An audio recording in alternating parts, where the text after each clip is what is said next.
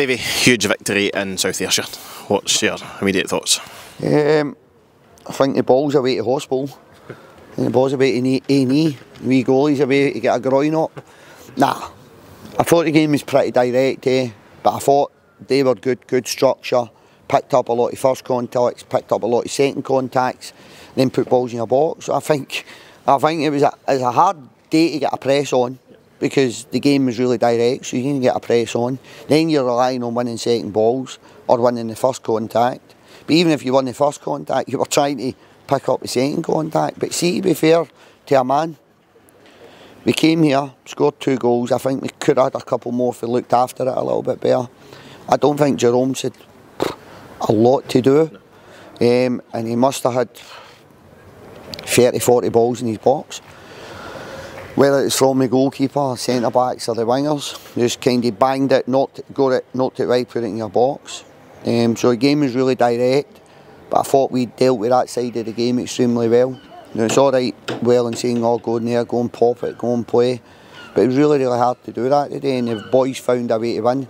I think collectively as a group they should hold their head really high, because there's different ways to win games of football, and that was a hard shift for them. That was a really hard shift. We scored 2 really good goals, kind of first half, 2-0 up after kind of half an hour or so. Real positives at that stage. Yeah, and I think if you can manage to get in at half time at 2-0, I think the game becomes a wee bit easier.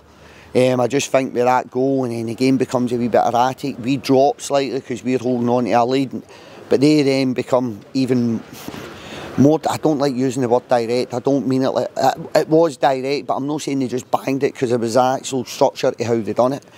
The game did become even more direct in the second half, and the further the game went on, they're chasing a goal. We're trying to keep the lead, so to speak. So the game actually became even more direct. You seen where the goalie was picking second balls up and just cracking it in the box.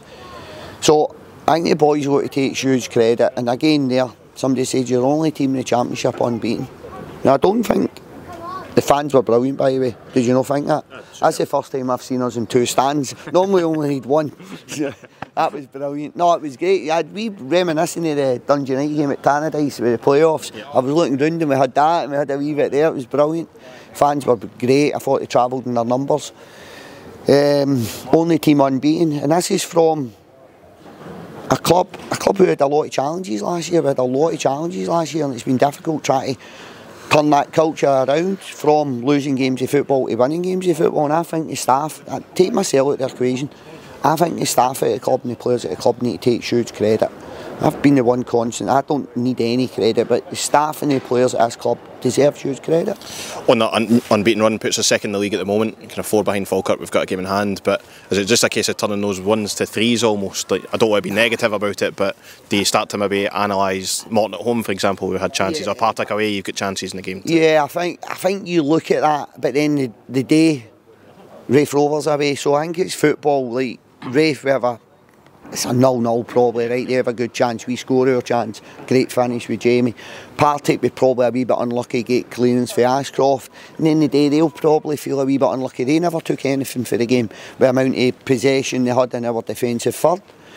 So I kind of don't really digress too much into other games and we need to do this and we need to do that and we need to do that. First and foremost, I think the basic fundamentals of football, if you can remain unbeaten as long as possible, you're going to have a good chance there at the end of the season. So I think we can play a wee bit.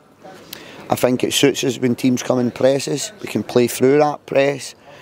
But the game was really direct today. It was a different challenge today. Maybe Raith was a wee bit similar, probably not as direct. I thought Partick for 60 minutes, very similar. Teams actually looking at us and doing their homework and saying they're a good football team.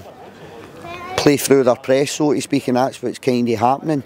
But the boys at the back have been magnificent, absolutely magnificent. The relationship with Notts and Gousers especially, throwing Clarkey, Chris and Dan. Probably Clarkey more so than Chris in terms of the left back area. They've been magnificent as a back 4. Danny Wilson's came on. I knew in my head when Big Ben had said I'm going to probably be another 4, 6, 8 weeks. I know I needed something in. Dave and John said, look, go and do it. We'll deal with it in January, but go and do it.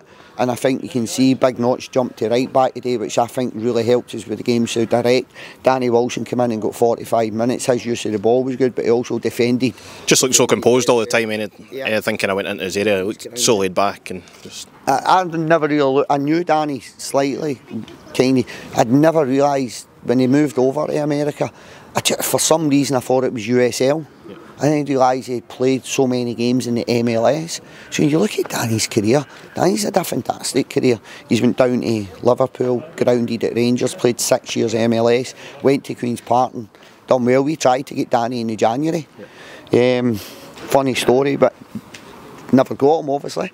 And then Danny, I get a phone call, don't know, 4 weeks ago.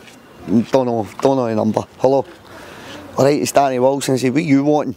Like, listen, you can tell me if you want. I said, well, away you go. Yeah. I said, look, I'm only kidding. What is it? How can I help you? Because I never spoke to Danny in January. It was all via the agent. Yeah. He says, look, I'm away from Queen's Park. You help me with the training facilities. I said, of course. I'd help anybody. I said, of course. You're a Livingston boy. His dad used to be a policeman at the games, John. I said, of course, come in. He came in and you were like, do you know what, he's decent. And he was trying to get himself back to America, so one thing or another. And he said, look, let's just keep in touch. He said, you never know injuries and that. I went, you never know. We're playing well, a lot of clean sheets, unbeaten in the league, so it wasn't really something I thought was going to materialise. And then when Brighton took Big Ben back down the road, scanned him, I've seen he's probably going to be another 6-8 weeks. I knew I needed somebody in. And it was good to bring a left footer in. They're the hardest ones to get. And then the game goes on. Keeps a clean sheet in terms of his minutes, his performance. I thought he helped us out today, and it was nice to have that on the bench. It was nice to have that option on the bench because we've not really had that option, and luck would have it, Chris goes and picks up an injury. So I'm glad we got Danny done, because if we never got him done, he's probably sitting playing with somebody else right now. Then he's done with the 2 club rule. Absolutely. So you're going to get him in January. So delighted to get him in the building. Delighted. Move on to next week again. Another tricky tie. Raith Rovers at home before Dunfermline away on the Tuesday evening, and a kind of catch-up game as well. Yeah, we've got a tough schedule coming up. We've got reserve games on the Tuesday as well, so it's a really, really tight schedule coming up. Need everybody, all the boys, even the ones that are not in the squad today. Ricky Carboa, he's been back training. We need to do a wee bit of work on his fitness. And Reece picked up a wee bit of a knock in his groin, so they two weren't in the squad today through knocks and conditioning, so we can probably hopefully work with they two. We're going to need everyone. We're going to need everyone over the coming weeks to just kind of knock them out of the park, just one game at a time, see where it takes us. Can't look too far ahead, can we? We do have to be realistic. Listen, you've been the first 9, right, and I don't think we're anybody's favourites to go up, right? I think we've got a competitive budget at this level. It's competitive. I know it's not the best, but I know it's competitive, and I can work with competitive. It makes a huge difference for being at a severe disadvantage, let's call it, pushing water up a hill every year. This year we're competitive, and I think hopefully the fans can see what we're trying to play, what we're trying to do to the club, what we're trying to do to the team and the staff. So long may it continue. Just take one game off at a time and try and win it. Probably quite happy to go almost under the radar to an extent. As you said, we've not really been mentioned in that sort of. Yeah, it's been kind of Falkirk's have been mentioned, for example, Partick's, all these sort of clubs, but we're just going about our business. Falkirk, Ayr are up there now, rightly so. I think you're going to see Raith, Partick come back into it. And I'm not wanting to be disrespectful, but I'll guarantee you there's another couple below that had a wee bit of form. Like, Morton will not be a million miles away. The league's so tight. It's a highly competitive league. So being up there now can quickly change. Just take one game at a time. It's how I've always coached at Livingston. Even during a spell you'd probably call one of our most successful ones with Marcel and Hoppy. Just one game at a time. Generally one game at a time. It wasn't Teague scored that goal at Partick early on in the second half that we looked at each other, we might be in the Premier League.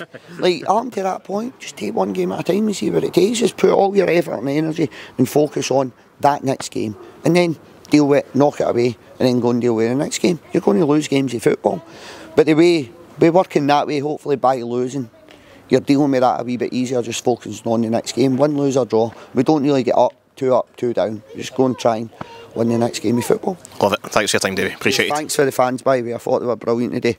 Bar the wee woman that was shouting at me. I'm looking.